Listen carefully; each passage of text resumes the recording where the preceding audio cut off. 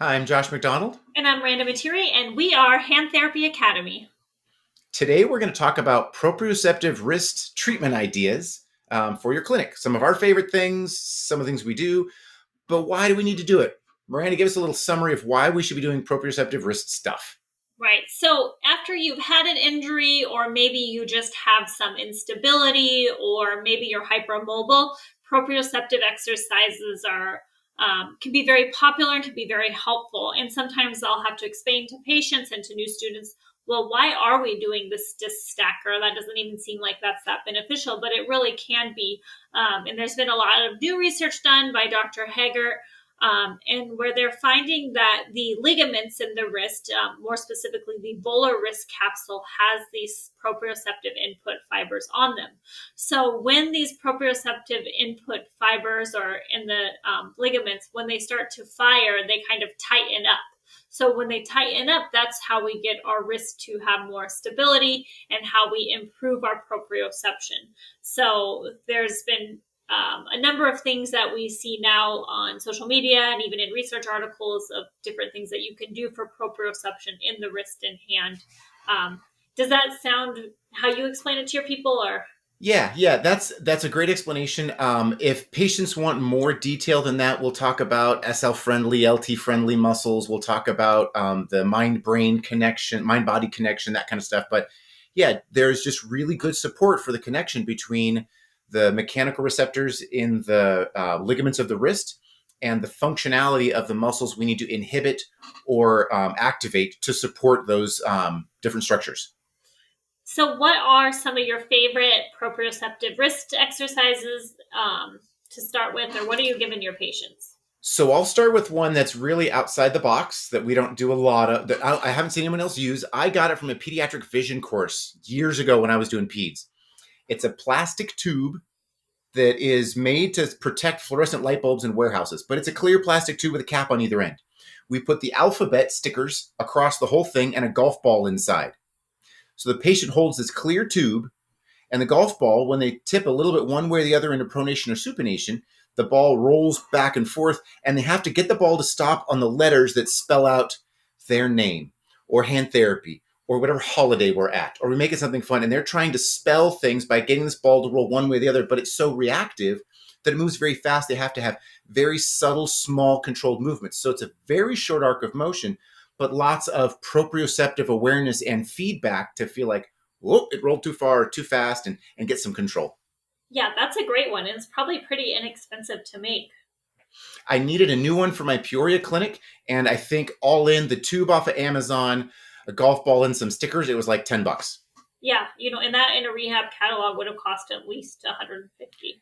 I think when I bought it, it was about 150, and that was maybe 20 years ago. Yeah, Yeah, yeah. yeah. What's one of your favorite things? I like doing the power web. So sometimes I'll do the power web and I'll put the alphabet around it, or I might do numbers and then have them do the clock. So I'll have them hold it with both wrists and roll a ball around on the power web.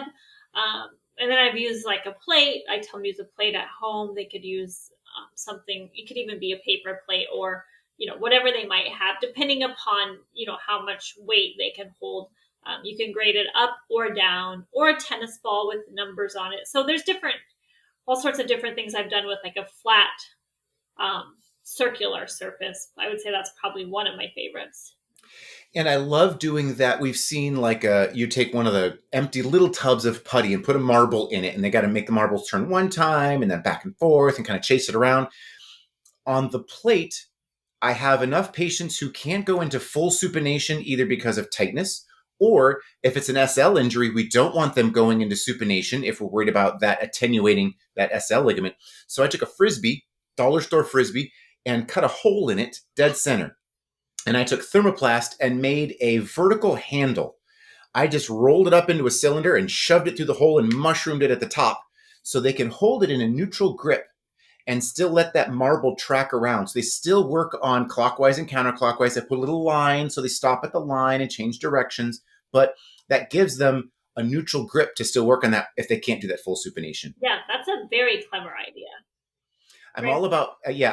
Again, I needed to buy a new frisbee for our Peoria office, and I didn't want to spend $10 on Amazon, so I got to go to a dollar store to buy a frisbee because I couldn't bring myself to spend $10 on a frisbee. Right.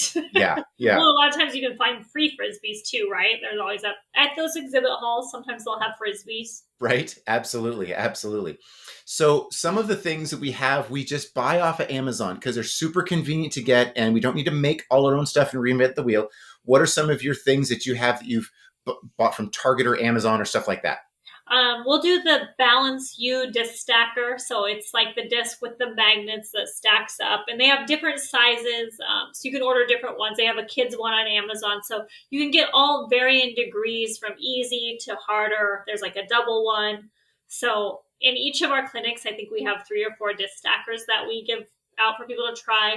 Um, One thing that you don't have to buy if you have a phone or a tablet in your clinic, you can do the Labyrinth app, which is a great app for proprioception.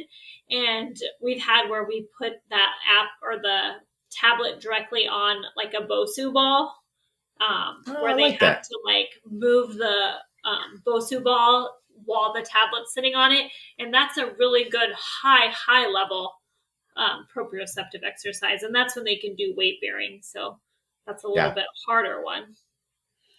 Another standard one for us that we just buy periodically is the Powerball. Whether you're yanking it's the one with the gyroscope inside, and you either yank the string out, or you can get the one where you hit the button to ramp it up, or whatever version you have. That's a great one for finding a rhythm and finding it's that sensory awareness of the rhythm and then trying to match it and duplicate it. That's a good one to have. And we love one that's called the Pindaloo. Um, it's I found it at Target walking through the toy department. It's this blue U-shaped tube, and there's a little yellow ball inside. And we put them in a room where there's some space. They're not going to hit anybody in the head with this thing. And your job is to just like flip this ball. You hold the U shape by one end and you flip it in the air and catch it in the tube, and flip it up and catch it in the tube. And you can cycle it, but it's again this a little bit more dynamic, active, but it's awareness of position in space and getting that wrist cycling a little bit. Just another fun way to have patients aware of slightly higher level dynamic skill with their wrist. Yeah, I feel like for the proprioceptive stuff, there's not a lot available like in hand therapy catalogs or rehab catalogs. It's mostly therapists coming up with stuff that will work that is fairly inexpensive. Yeah, getting creative with things and thinking about like thinking outside the box. Yeah, yeah. Yeah, it We doesn't have have super difficult or complicated stuff. Yeah, we have. I actually started this because I saw it at a PT clinic. They had a patient standing on their 360-degree balance board, just with a single point underneath, and they had to push and put their foot on it, and they were trying to get a ball to go around their foot by moving their ankle. So put it up on the mat table, and they put their hand on it, dead center, and they're trying to get that ball to travel clockwise once, counterclockwise once by moving their wrist, and I can grade it into or out of weight bearing depending how high or low that table is elevated, or if they're standing on an object, leaning down onto it more, but trying to get that ball to track one direction or another by moving that balance board. Yeah, all of this proves you don't have to have a big budget to open a hand therapy clinic, right? It can be very low budget. Absolutely. Some of my favorite things are the things that we've made or created or come up with, or patients have shown us, like, hey, this is my version at home. I'm like, that's fantastic. Let's do that here. Yeah, great ideas. Yeah. And it's stuff people can do at home, right? They easily can replicate that piece of equipment at home and be within budget. Yeah. Or if they want to go buy one of those things off of Amazon, I will frequently have patients say, "Oh, I bought that at home, so we don't do the Powerball anymore at home. Or at the clinic because they've got it at home, and it's great exercise for them." It's a way that they can have some good ownership of their care. Yeah, awesome ideas. All right, so we'll wrap this one up. But if you have any questions for us, feel free to reach out at info@handtherapyacademy.com or on Instagram, info@handtherapy. And you can also check out on our website, handtherapyacademy.com, all of our courses, our membership information, where we have a ton of stuff included in each of our different tiers. It has more stuff as you go up in the tiers.